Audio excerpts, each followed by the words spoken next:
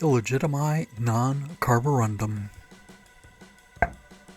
Studying Kung Fu from a very young age, I grew up hearing tales of the heroic deeds done by former students of the school that I was apprenticed to, deeds that frequently involved avenging a slain master, and I dreamed of becoming a master myself, so that I might one day know the honor of being addressed as Sifu. One terrible day, the master of a rival school killed our master in a vile act of kung fu treachery. I, along with all my fellow students, vowed to get revenge, and so we battled the students of the other school wherever we could.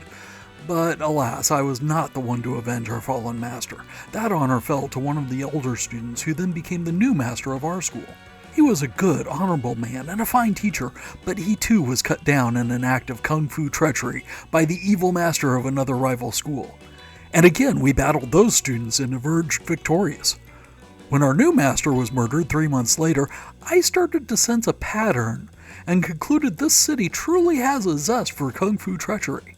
This was the point at which I decided I no longer wanted to be a kung fu master. I would remain in the kung fu world, but to increase my life expectancy, I defected to another school and became a henchman. As a henchman, I'm never the main target when some heroic individual comes seeking revenge against my current fiendish master. I might get beat up, but I'm rarely at risk of being killed.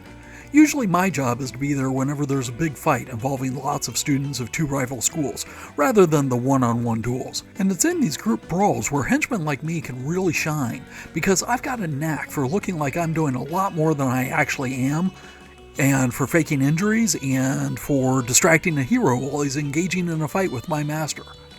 One of my favorite techniques is, if I've got a sword, then I will just stand about 10 feet away from someone who's engaged in a fight, and I'll just wave my sword around without actually attacking.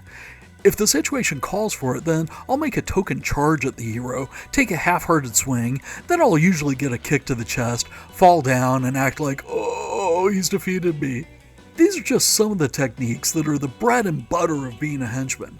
So if you love Kung Fu as much as I do, but you don't want to step into the spotlight as the main hero or villain in some epic revenge saga of rival schools, then be a henchman. It's great! Furthermore, Carthago delenda est.